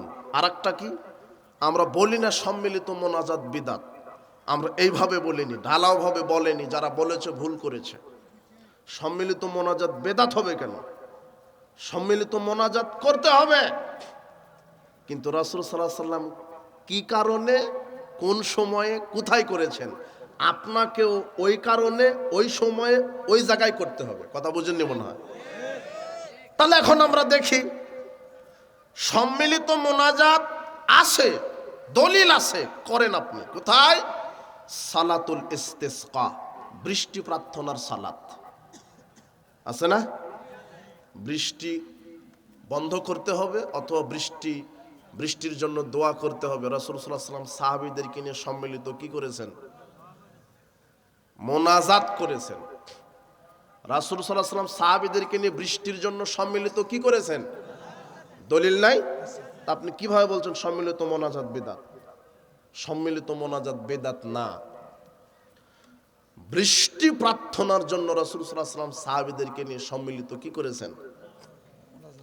কুনুতে নাজেলা, 5 ওয়াক্ত ফরজ সালাতেই শেষ রাকাতে রুকু থেকে উঠে সাহাবীদেরকে নিয়ে রাসূল সাল্লাল্লাহু আলাইহি ওয়াসাল্লাম কি পাঠ করেছেন? 2 হাত তুলে কি কোন দোয়া পড়েছেন? কুনুতে নাজেলা পাঠ করেছেন। কি এটাও মোনাজাত না? এটা সম্মিলিত মোনাজাত। খোলা মাঠে, ফাঁকা মাঠে সাহাবীদেরকে নিয়ে সালাত শেষ করে সাহাবীদেরকে নিয়ে তিনি সবাইকে নিয়ে বৃষ্টি প্রার্থনার জন্য সম্মিলিত মোনাজাত করেছেন। তাহলে কারণ কি? বৃষ্টি প্রার্থনার জন্য। কারণ কি? কুনুতে নাজেলা। কিন্তু আপনি ইসলামের দোহাই দিয়ে, শরীয়তের দোহাই দিয়ে, লৌকিকতার দোহাই দিয়ে, সামাজিকতার দোহাই দিয়ে, বড় হুজুরের দোহাই দিয়ে, বড় দল সংগঠনের দোহাই দিয়ে, বাপ দাদার দোহাই দিয়ে 5 ওয়াক্ত ফরজ সালাতের পরে সালাম ফেরানোর পরে মুসল্লিদেরকে নিয়ে সবাইকে নিয়ে মোনাজাত করছেন। বিবাহ বৈঠকের পরে সবাইকে মোনাজাত করছেন। জানাজার সালাতের পরে সবাইকে নিয়ে মোনাজাত করছেন। দাফনের পরে সবাইকে নিয়ে মোনাজাত করছেন। ঈদের সালাতের পরে সবাইকে নিয়ে মোনাজাত করছেন। তাফসির জালসা মাহফিল শেষে সবাইকে নিয়ে মোনাজাত করছেন।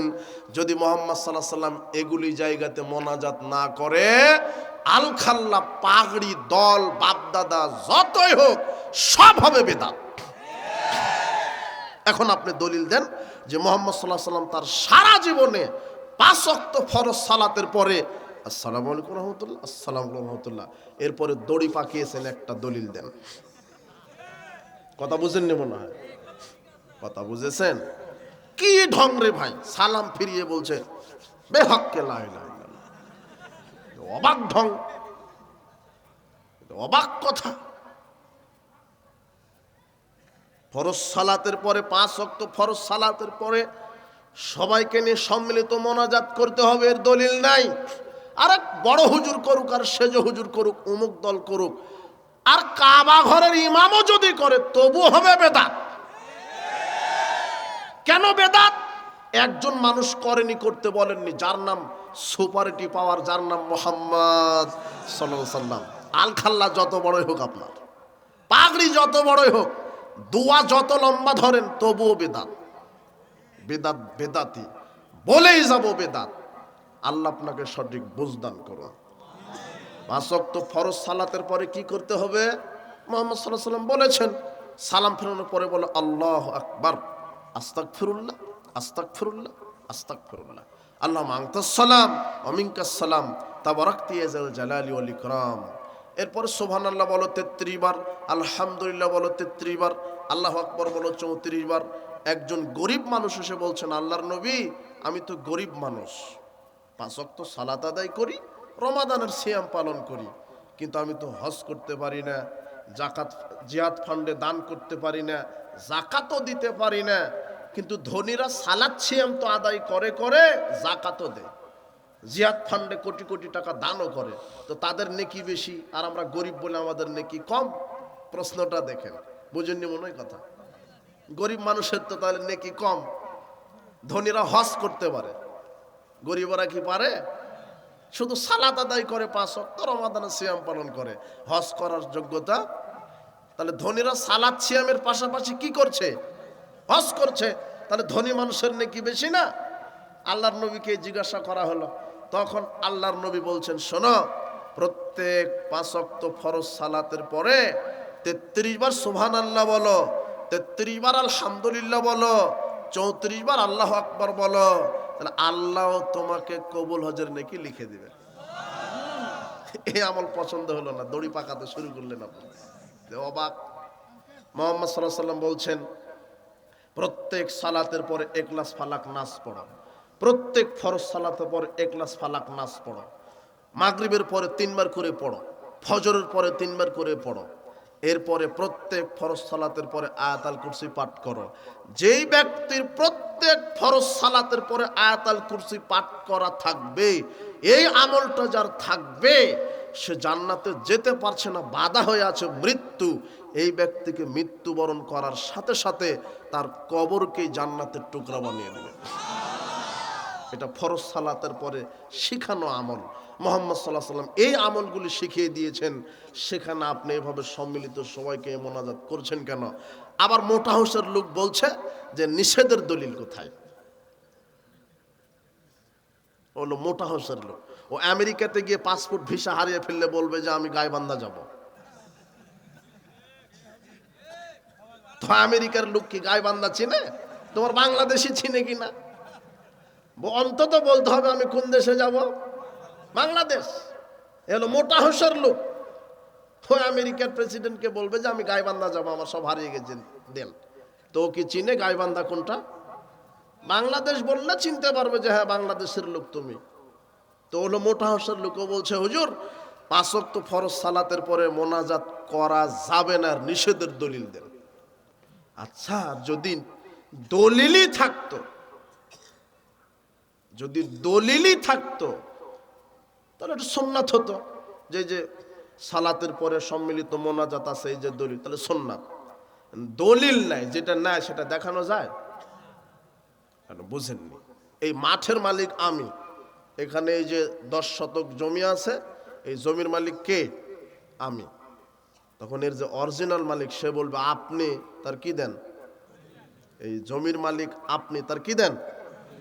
এখন আমি যদি বলি এই মাঠের মালিক আমি না, এই মাঠের মালিক আমি না, এখনো আপনি যদি বলেন আপনি যে না, তার দলিল দেন, কি হবে না? কেমন করে? এই মাঠের মালিক আপনি না, তার দলিল দেন। হলো? যেটা নাই তার দলিল হয়? আল্লাহ এই বেদাতি মোল্লাকে হেদায়েত দান করুন। পাগড়ি যত বড়ই হোক, আলখাল্লা যত বড়ই হোক, 5 ওয়াক্ত ফরজ সালাতের পরে, আর দল সংগঠন যত বড় হোক, বাপ দাদা যত বড়ই হোক, আপনার হুজুর যত বড়ই হোক, ও যদি ফরজ সালাতের পরে 5 ওয়াক্ত সম্মিলিত মোনাজাত করে, বিদাত, বিদাত, টাটকা বিদাত, যত বড়ই হোক, যেই করুক কেন। কেন বিদাত?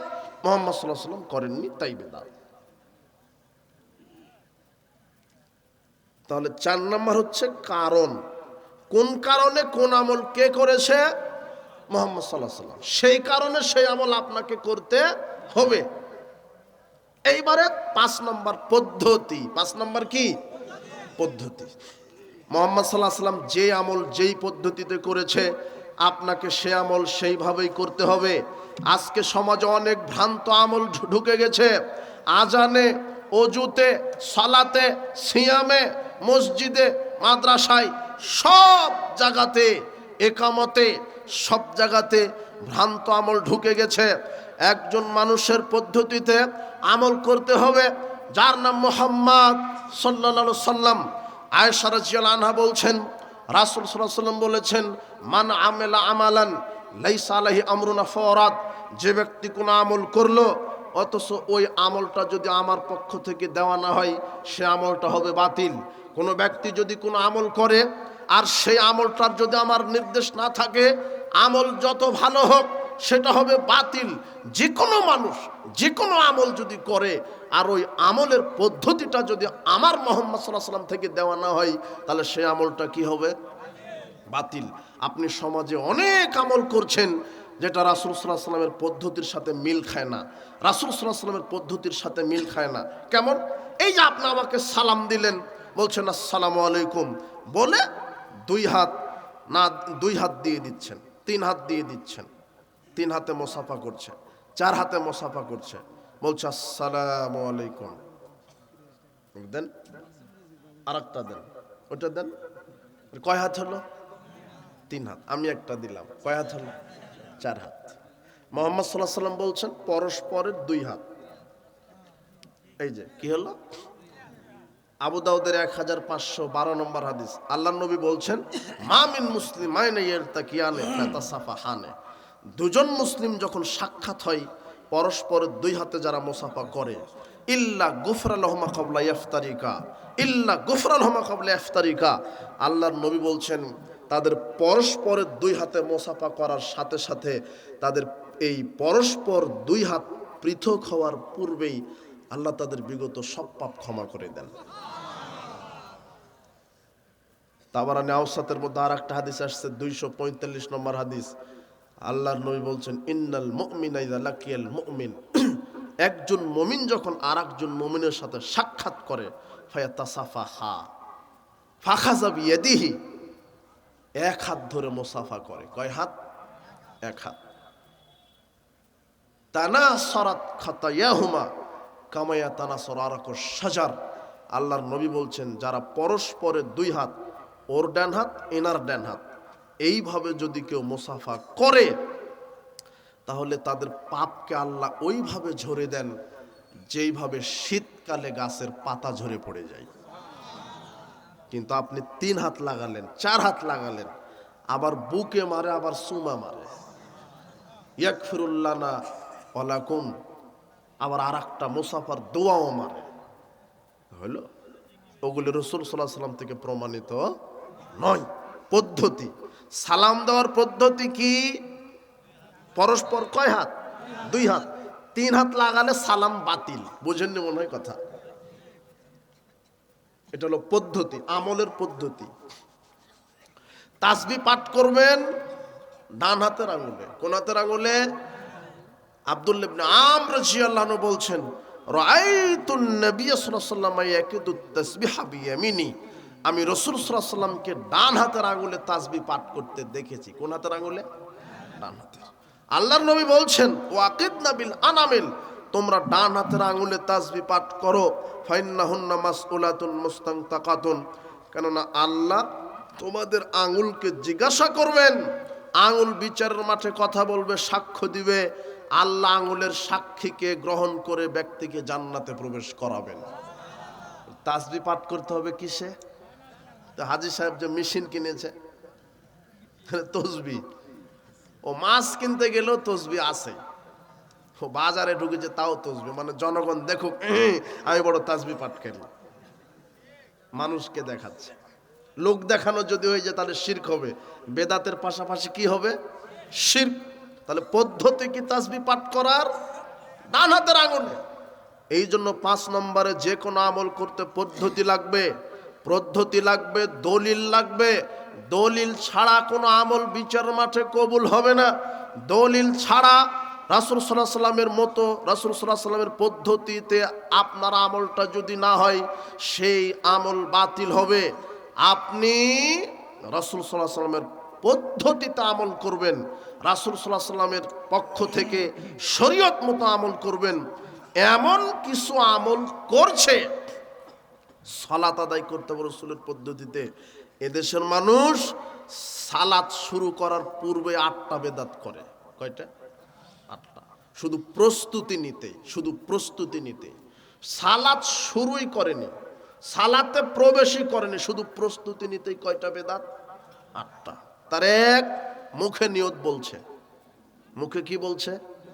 নিয়ত। আরবিতে একটা নিয়ত তৈরি করেছে। আপনার এই গাইবান্ধার সবচেয়ে যে বড় হুজুর, তাকে আগামীকাল জিজ্ঞাসা করবেন, মাওলানা সাহেব এই যে আমরা যে ফজরের একটা নিয়ত মুখে আরবিতে বলি, জোহরের একটা, মাগরিবের একটা, আসরের একটা, তারাবির একটা, তাহাজ্জুদের একটা, ইদানের একটা, সুন্নাতের একটা, নফলের একটা, এত যে নিয়ত আরবিতে আমরা মুখে বলি, এই যে আরবিতে যে নিয়ত আমরা বলি বাপ দাদা থেকে বলে আসছি, এটা পৃথিবীর কোন হাদিসের কিতাবে আছে? কথা বুঝেননি? কথা আপনার হুজুরকে বলবেন যে এই হাদিসটা কোন কিতাবে লেখা আছে, হাদিসের পাতা থেকে দেখাতে হবে, সহি জয়ীফ না, একটা জাল দলিল হলেও হবে, একটা জাল দলিলও নেই। কথা বুঝনি মনে হয় তুমি? আরবিতে যে মুখে নিয়ত বলতে হবে আর একটা কি দলিল নেই, না জাল দলিলও নাই। তো দেখাক না যে এই যে হাদিসে আছে আরবিতে লেখা, ওটা হলো মানুষের বানানো। ইমাম সাহেব আলাদাভাবে মুখে নিয়ত তৈরি করে নিয়েছে, 2 নম্বর বেদাত। আনা ইমাম হাদার আমাই হেদরুন, আমি ইমামতি করছি উপস্থিত অনুপস্থিত সকলের, এইভাবে মুখে নিয়ত বলা বেদাত। 3 নম্বর বেদাত, ওই যে হুজুর বায়ের সাথে পাগড়ি পেঁচা শুরু করে দিয়েছে, বলছে যে পাগড়িবিহীন সালাত 1 রাকাত, পাগড়িবিহীন 70 রাকাতের সালাতের সমান। হাদিসটা জাল, মিথ্যা কথা। পাগড়ির কোনো ফজিলত নাই, টুপির কোনো ফজিলত নেই, তবে পাগড়ি টুপি পরা ইসলামী লেবাস পোশাক। রাসূল সাল্লাল্লাহু আলাইহি ওয়াসাল্লাম পাগড়ি পরিধান করেছেন, সাহাবায়ে কেরামও পাগড়ি পরিধান করেছেন, রুমাল মাথায় দিয়েছেন, তারা খালি মাথায় সালাতে দাঁড়ান নি। কথা বুঝেছেন? কিন্তু পাগড়ি এবং টুপির কোনো কি নাই যে পাগড়ি টুপি পরে সালাতে দাঁড়ালে 10 নেকি বেশি দিবে, আর পাগড়ি ছাড়া খালি মাথাতে সালাতে দাঁড়ালে 10 নেকি কম হবে, এরকম শরীয়ত না। কথা বুঝেননি মনে হয়? কিন্তু হুজুর বলছে যে পাগড়ি পরে সালাত আদায় করলে 70 গুণ সালাতের নেকি, এটা মিথ্যা। আর শুধু ওই সময়তে পাগড়ি পেঁচে যখন মুয়াজ্জিন একামাত দিচ্ছে, রাসূল সাল্লাল্লাহু আলাইহি ওয়াসাল্লাম একামতের সময় পাগড়ি পেঁচেনি, উনি সব সময়তে মাথায় পাগড়ি পরে থাকতেন, শুধু একামতের সময় নয়। আর যখন মুয়াজ্জিন একামত দিচ্ছে আশহাদু আন্না মুহাম্মাদুর রাসূলুল্লাহ, তখন সবাই বলছে সাল্লাল্লাহু আলাইহি ওয়াসাল্লাম। আজান একামতে মুয়াজ্জিন যা বলবে মুসল্লিকে তাই বলতে হবে। আশহাদু আন্না মুহাম্মাদুর রাসূলুল্লাহ এর জবাবে আপনাকে কি বলতে হবে? আশহাদু আন্না মুহাম্মাদুর রাসূলুল্লাহ, এটাই সাল্লাল্লাহু আলাইহি ওয়াসাল্লাম ওই সময়তে নয়। আজান একামতের বাহিরে যখন নবীর নাম শুনবেন তখন কি? তখন দরুদ, সংক্ষেপে বলেন সাল্লাল্লাহু আলাইহি ওয়াসাল্লাম। কিন্তু আজান একামতে আশহাদু আন্না মুহাম্মাদুর রাসূলুল্লাহ, আশহাদু আন্না মুহাম্মাদুর রাসূলুল্লাহ, এটাই আজান একামত। এটা আল্লাহ নবী বলেছেন, ফাকুলু মিসলা মা ইয়াকুলু মুয়াজ্জিন, মুয়াজ্জিন যা বলে অনুরূপ বলো, শুধু হাইয়া আলাস সালাহ হাইয়া আলাল ফালাহ ব্যতীত। হাইয়া আলাস সালাহ হাইয়া আলাল ফালাহ ওই সময়তে বলতে হবে লা হাওলা ওয়ালা কুওয়াতা ইল্লা বিল্লাহ। আর একটা বেদাত কি? আশহাদু আন্না মুহাম্মাদুর রাসূলুল্লাহ বলার সাথে সাথে 2 বৃদ্ধাঙ্গুলিতে চুমা দিয়ে চোখ মাসা করছে, এটা বেদাত। আর একটা বেদাত কি? জায়নামাজের একটা দোয়া বলছে মানুষ, ইন্নী ওয়াজ্জাহতু ওয়াজহি লিল্লাযী ফাতারাস সামাওয়াতি ওয়াল আরদি হানিফা ওয়া মা আনা মিনাল মুশরিকিন। এটা কোরআন মাজিদের দোয়া, এটা কোরআন মাজিদের দোয়া। রাসূল সাল্লাল্লাহু আলাইহি ওয়াসাল্লাম জায়নামাজের দোয়া বলে কোনো দোয়া তার জাতিকে উম্মাকে দিয়ে যাননি। কথা মনে থাকবে না? জায়নামাজের কোনো দোয়া নেই, এটা কোরআন মাজিদের দোয়া। রাসূল সাল্লাল্লাহু আলাইহি ওয়াসাল্লাম এই আয়াতটা পড়েছেন তাকবীরে তাহরিমা দেওয়ার পরে সানা হিসেবে। কি হিসেবে? তাও সুন্নাত রাত্রের সালাতগুলিতে যখন তিনি দাঁড়াতেন তখন তিনি তাকবীরে তাহরিমা দেওয়ার পরে বলতেন ইন্নী ওয়াজ্জাহতু ওয়াজহি লিল্লাযী ফাতারাস সামাওয়াতি ওয়াল আরদি হানিফা ওয়া মা আনা মিনাল মুশরিকিন। আর অনেক সানা হিসেবে তিনি দোয়া পড়েছেন, কিন্তু এটা হলো হুজুর তৈরি করেছে কি? জায়নামাজের দোয়া। জি না, এইভাবে সালাত শুরুর পূর্বেই বিদাত ওজুর দোয়া তৈরি করেছে। ওজুর দোয়াতে বলছে বিসমিল্লাহির রহমানির রহিম, আল ইসলামু হাক্কুন আল কুফরু বাতিলুন আল ঈমানু নূরুন আল কুফরু যুলমাতুন। এটা নাকি ওজুর দোয়া, অথচ রাসূল সাল্লাল্লাহু আলাইহি ওয়াসাল্লাম বলছেন ওজুর দোয়া হলো বিসমিল্লাহ। কি? লা উযু লিমান লাম ইয়াজকুর ইসমাল্লাহ আলাইহি, ওই ব্যক্তির ওযু হয় না যে ব্যক্তি ওজুর শুরুতে বিসমিল্লাহ বলে না, শুধু বিসমিল্লাহ। আর কত বড় দোয়া তৈরি করেছে। ওযুতে বেদাত, ওজুর পরে বেদাত, ফাজাইলে আমলে ভেজালে আমল। কিসে আমল? ভেজাল।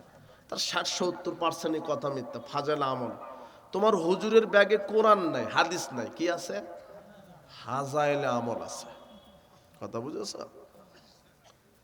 শোনো, ফাজাইলে আমল ওখানে লেখা আছে অজুর পরে কেউ যদি সূরা কদর একবার পড়ে তাহলে সত্যবাদীদের সাথে বিচার মাঠে থাকবে, 2 বার পড়লে শহীদদের সাথে, 3 বার পড়লে নবীগণের সাথে, যদিও কথা মিথ্যা। সূরা কদর পড়তে নিষেধ নাই, আপনি এখন পড়েন, রাত্রে পড়েন, নেকি পাবেন, কিন্তু অজুর পরে পড়তে হবে, এটা হলো বিদআত। কেন রাসূল সাল্লাল্লাহু আলাইহি ওয়াসাল্লাম অজুর পরে সূরা কদর পড়েননি, পড়তে বলেননি। তিনি কি বলেছেন? অজু শেষ করে তোমরা বলো আশহাদু আল্লা ইলাহা ইল্লাল্লাহু ওয়াহদাহু লা শারীকা লাহু ওয়া আশহাদু আন্না মুহাম্মাদান আবদুহু ওয়া রাসূলুহু। অজুর পরে যদি কেউ এই দোয়াটা পাঠ করে তাহলে আল্লাহ তার জন্য জান্নাতের 8টি দরজা খুলে দেবে, যে কোনো দরজা দিয়ে সে প্রবেশ করতে পারে। তার মানে শয়তান মানুষের অজু নষ্ট করার জন্য বেদাত ঢুকিয়েছে, অজুর দোয়া তৈরি করেছে, অজুর পরে বেদাত তৈরি করেছে, আজানে বেদাত ঢুকিয়ে দিয়েছে, আজানে বেদাত ঢুকিয়ে দিয়েছে। কি আজানের দোয়াতে তৈরি করেছে ওয়ারজুকনা শাফাতাহু ইয়াউমাল কিয়ামা ওয়াদ দারাজাতার রাফিয়া। আজানের দোয়ার শেষে বলে না ইন্নাকা লা তুখলিফুল মিয়াদ, এটা হলো কোরআন মাজিদের আয়াত, ইন্নাকা লা তুখলিফুল মিয়াদ। এটা সূরা ইমরানের 194 শেষের দিকে একটা আয়াত। তো আমি যখন এই কথা বলেছি যেগুলো শয়তান তৈরি করেছে, তখন একটা হুজুর ভিডিও বানিয়ে বলছে যে এই যে কোরআনের আয়াতকে বলছে যে শয়তান তৈরি করেছে। তোমার হুজুর কত খারাপ! এটা কোরআনের আয়াত, কিন্তু আজানের দোয়া হিসেবে পড়তে হবে এই দলিল মুহাম্মদ সাল্লাল্লাহু আলাইহি ওয়াসাল্লাম দিয়ে যাননি। কথা বুঝেননি মনে হয়? রাসূল সাল্লাল্লাহু আলাইহি ওয়াসাল্লাম বলেছেন আজান শোনার পরে মান ক্বালা হিনা ইয়াসমাউন নিদা, যে ব্যক্তি আজানের পরে বলবে আল্লাহুম্মা রব্বা হাযিদ দাওয়াতিত তাম্মা ওয়াস সালাতিল কায়মা আতি মুহাম্মাদানিল ওয়াসিলাতাল ফাদিলা ওয়া বাআথহু মাকামাম মাহমুদান আল্লাযী ওয়া'আদাতা, এতটুকুনি শেষ। সহিহ বুখারীর 614 নম্বর হাদিস। রাসূল সাল্লাল্লাহু আলাইহি ওয়াসাল্লাম এতটুকুন শিখিয়ে দিয়েছেন ওয়ারজুকনা শাফাতাহু ইয়াউমাল কিয়ামা ওয়াদ দারাজাতার রাফিয়া। এই বাক্যগুলি কার বলা নয়? রাসূলের না। আপনি বলছেন কেন? দেখেন আজানে বেদাত। আর যেই আমলের যত বেশি ফজিলত সেই আমলকে নষ্ট করার জন্য শয়তান বেদাত ঢুকিয়ে দিয়েছে। 1 গ্লাস দুধে যদি 1 ফোঁটা গরুর পেশাব দেন, পেশাব অপবিত্র হয়ে যাবে না? হ্যাঁ? কেন? পেশাবের কি অপরাধ যে অপবিত্র হবে না? পেশাব আগের থেকে কি ও আরেকজনকে কি করবে? অপবিত্র করবে। তো এই দোয়া, আজানের যে দোয়া রাসূল সাল্লাল্লাহু আলাইহি ওয়াসাল্লাম শিখায়া দিলেন, এই দোয়াকে নষ্ট করার জন্য শয়তান এখানে বেদাতি দোয়া ঢুকিয়েছে। মানে 1 ফোঁটা পেশাব মিশে গেছে কিসের মধ্যে? দুধের মধ্যে। দুধ কি হয়ে গেছে? এই যে দোয়াতে আপনি মেরে দিলেন ওয়ারজুকনা শাফাতাহু ইয়াউমাল কিয়ামা, বাতিল, আমল বাতিল। হাল্লাত লাহু শাফাতি ইয়াউমাল কিয়ামা। রাসূলুল্লাহ বলছেন কেউ যদি আজানের পরে এই দোয়াটা পড়ে, আজানের দোয়া, ওই ব্যক্তিকে সুপারিশ করা আমার জন্য ওয়াজিব হয়ে যায়। ওর জন্য যদি জাহান্নামও ঘোষণা হয় আমি তাকে সুপারিশ করে তাকে জান্নাতে নিয়ে যাব। কিন্তু শয়তান চিন্তা করলো যে না, এই ফজিলত বন্ধ করতেই হবে, ঢুকিয়ে দিয়েছে। কথা বুঝেননি? এইভাবে আজানে বেদাত, অজুতে বেদাত, সালাতে বেদাত, সব জায়গাতে বেদাত, সব জায়গাতে। সিয়ামকে নষ্ট করবে বলে শয়তান বেদাত ঢুকিয়েছে। সিয়াম দেখেন, সিয়ামের নিয়ত, সুর কোনো না কোনো জায়গাতে ভুল করেই। শয়তান সিয়ামের নিয়ত তৈরি করেছে, বলছে নাওয়াইতু আন আসুমা গাদাম মিন শাহরে রমাদান। মানে যখন আপনি সাহারি খাচ্ছেন ওই সময়তে সাহারি শেষ করে আপনি নিয়ত করলেন, কিন্তু এর অর্থটা কি? আমি নিয়ত করছি আমি সিয়াম আগামীকাল রাখবো, কিন্তু রাখছেন কখন? আজকে। আগামীকাল কখন শুরু হবে জানেন? সূর্য ডুবার পরে, মাগরিবের পরে আগামীকাল শুরু হবে। কথা বুঝেন নেব না? গাদান মানে আগামীকাল, মানে আপনার সিয়াম শুরু হবে মাগরিবের পরে। মানে নিয়তেই কি ভুল। এই যে নিয়ত, এই নিয়ত করে যদি সিয়াম রাখেন সিয়াম কবুল হবে না। এটা একটা বেদাত, সিয়ামে একটা বেদাত। দ্বিতীয় বেদাত, অনেক জায়গাতে আছে সাহারির সময় দেখেন মাইকে ডাকাডাকি করে না? আর মাত্র 50 মিনিট বাকি আছে, উঠুন, রান্না করুন, খান, গজল দেয়, এই দেয়। আবার বিদ্যুৎ না থাকলে কি ঢোল তবলা নিয়ে বের হয়, তাই না? আছে না অনেক জায়গাতে? এটাও বেদাত। কমপক্ষে আপনি সাহারির আজান দিতে পারেন, একটা আজান দিতে পারেন। রাসূল বলছেন আব্দুল্লাহ ইবনে উম্মে মাকতুম যখন বেলাল যখন আজান দেয় তখন তোমরা সাহারি খাও, আর আব্দুল্লাহ ইবনে উম্মে মাকতুম আজান দিলে সাহারি খাওয়া বন্ধ করো। বুখারীতে একটা হাদিস আসছে। তার মানে সাহারির আধা ঘন্টা পূর্বে 1 ঘন্টা পূর্বে আজান দিবে, ওই আজানে মানুষ কি খাবে? তাহলে সাহারির জন্য কি দিতে পারেন? মসজিদে একটা আজান। কিন্তু আজানের পরিবর্তে ওই জায়গাতে আপনি কি বললেন? গজল দাও, কোরআন দাও, আর বলো আর মাত্র 30 মিনিট বাকি আছে, বলছেন না? তাহলে এটা একটা বেদাত। আর একটা বেদাত কি? 1 নম্বর বেদাত সিয়ামের নিয়ত, 2 নম্বর বেদাত মাইকে ডাকাডাকি, ঢোল তবলা পটকা আতশবাজি ফোটানো, 3 নম্বর বেদাত হচ্ছে ইফতারের সময় বসেছেন, ইফতার ঝাল মুড়ি নিয়ে বসেছেন, আরো কত কি তরমুজ, সামোচা, বেগুনি, তারপরে খেজুর, সব শরবত নিয়ে বসেছেন। ইফতারের আর 3 মিনিট 4 মিনিট বাকি আছে, তখন হুট করে একটা শয়তান বলবে হুজুর একটু মেরে দেন। ইফতারের সময় দোয়া কি হয়? কবুল হয়, একটু মেরে দেন। এটা হলো আর একটা বেদাত। মানে সিয়ামকে নষ্ট করার জন্য শয়তান লেগে আছে। সিয়ামের ইফতারের সময় দোয়া কবুল হয় এই কথা মিথ্যা। সায়ামের 24 ঘন্টা তার জন্য আল্লাহ দরজা খোলা রেখেছেন, দোয়া করতে দেরি, কবুল হতে দেরি নেই। রমাদান টোটালটাই দোয়া কবুলের কি খোলা থাকে? দরজা খোলা থাকে। সায়াম সব সময় দোয়া করবে, দোয়া কবুল হবে। কথা বুঝেননি? তাহলে 3টা বেদাত হলো রমাদানে। 4 নম্বর বেদাত কি? 4 নম্বর বেদাত হলো ইফতারের দোয়া আছে একটা। ইফতারের দোয়াটি কি? আল্লাহুম্মা লাকা সুমতু রিজকিকা আলা আফতারতু। এই দোয়াটা বলা বেদাত, এটা রাসূলের দোয়া নয়। ওমর ইবনুল খাত্তাব আব্দুল্লাহ ইবনে ওমর রাদিয়াল্লাহু বলছেন কানা রাসূলুল্লাহ সাল্লাল্লাহু আলাইহি ওয়াসাল্লাম ইজা আফতারা, রাসূল সাল্লাল্লাহু আলাইহি ওয়াসাল্লাম যখন ইফতার করতেন তখন বলতেন যাহাবাজ জামাউ ওয়াবতাল্লাতুল উরুকু ওয়া সাবাতাল আজরু ইনশাআল্লাহ। তৃষ্ণা দূর হলো, শিরা উপশিরা সিক্ত হলো, আল্লাহ চাহে তো জান্নাত নির্ধারিত হয়ে গেল। এই দোয়া বলেন। কিন্তু এই দোয়া বলে ইফতার নয়, আবার ভুল করেন না। বিসমিল্লাহ বলে ইফতার। বলেন তো কি বলে? বিসমিল্লাহ বলে খেজুর একটা মুখে দিবেন, এরপরে 1 গ্লাস পানি অথবা শরবত খাওয়ার পরে বলবেন এই দোয়াটা। কেন? এখন শিরা উপশিরা কি হয়েছে? সিক্ত হয়ে গেছে, সতেজ হয়ে গেছে, পিপাসা দূর হয়েছে, আল্লাহ চাহে তো জান্নাত ফিক্সড হয়ে গেছে। কথা বুঝেছেন? ইফতারের দোয়াটা কি? বিসমিল্লাহ। ইফতার করার পরে ওই দোয়া মনে থাকবে। তাহলে কয়টা বেদাত হলো? 4টা। 5 নম্বর বেদাত কি? 5 নম্বর বেদাত বলছে পেট কি এত বড় হয়ে গেছে, 16 ঘন্টা না খেয়ে থাকতে পারলাম, আর 3 মিনিট পারবো না। মানে 3 মিনিট ও যোগ করেছে সতর্কতামূলক। কথা বুঝেননি? দেখেন ইফতারের লিফলেট বের হবে রমাদানে, লেখা থাকবে সূর্য ডুববে 6টা 45 আর ইফতারের সময় 6টা 48। 3 মিনিট ওর বাপের। কথা বুঝেননি? না, ও নিজেই পোস্টারে লিখে রাখছে সূর্য অস্ত যায় 6টা 45 আর ইফতার হবে 6টা কত? 48। কয় মিনিট যোগ করেছে? 3 মিনিট। এই যে 3 মিনিট দেরিতে ইফতার করেছে, এটা হলো ইহুদি খ্রিস্টানের স্বভাব। কাদের স্বভাব? ইহুদি খ্রিস্টানের। রাসূল